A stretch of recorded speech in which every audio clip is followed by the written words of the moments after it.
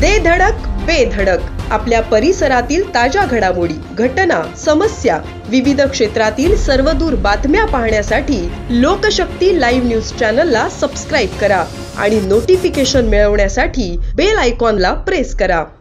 Shivdi नावाशिवाय ceiling म्हणजेच अटल सेतूच्या जोड रस्त्यावर तडे पडल्याचे जून मध्येच निदर्शनास आले होते। यानंतर MMRDA ने तात्काळ जोड रस्त्याची दुरुस्ती केली। मात्र या प्रकरणी संबंधित कंत्राटदाराविरोधात कोणतीही कारवाई झाली नव्हती। आता कंत्राटदारावर कारवाई करून तब्बल 1 कोटी रुपयांचा दंड ठोठावण्यात आला आहे। अटल सेतूवरून उल्वे येथून मुंबईच्या दिशेने जाणाऱ्या जोड रस्त्यावर तडे पडल्याची बाब काँग्रेस नेते नाना पटोले यांनी जून मध्ये निदर्शनास आणून दिली होती। त्यानंतर यावरून MMRDA आणि एकूणच कामाच्या दर्जावर टीका झाली होती।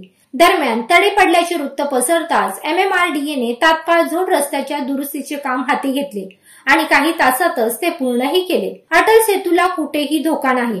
22 किमी लांबीच्या सेतूवर तडे पडलेले नाहीत। सेतूला जोडलेल्या जोड रस्त्यावर तडे पडल्याचे स्पष्टीकरण यावेळी MMRDA कडून देण्यात आले होते। माहिती अधिकार कार्यकर्ते अनिल गलगली यांच्या माहितीनुसार जोड रस्त्यावरील तडे प्रकरणी कंत्राटदार कंपनी स्टॉप बॅगवर त्याच वेळी कारणे दाखवा नोटीस बजावण्यात आली होती। या रस्त्याचे 5 जानेवारी 2024 रोजी काम पूर्ण करण्यात आले असून कामाची गुणवत्ता राखली नसल्याचे या नोटीसमध्ये नमूद करण्यात आले होते। त्यानंतर अटल सेतूचे सल्लागार KR शिवानंद यांनी कंत्राटदारावर दंडात्मक कारवाई संबंधी नोटीस बजावली, तसेच 1 कोटी रुपये दंड ठोठावला।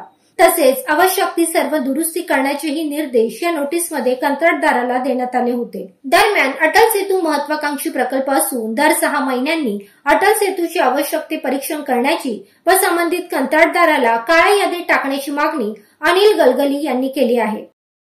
अशाच सच्चाई दर्शवणाऱ्या बातम्या पाहण्यासाठी लोकशक्ती लाईव्ह न्यूज चॅनलला लाईक करा, शेअर करा आणि सबस्क्राईब करा।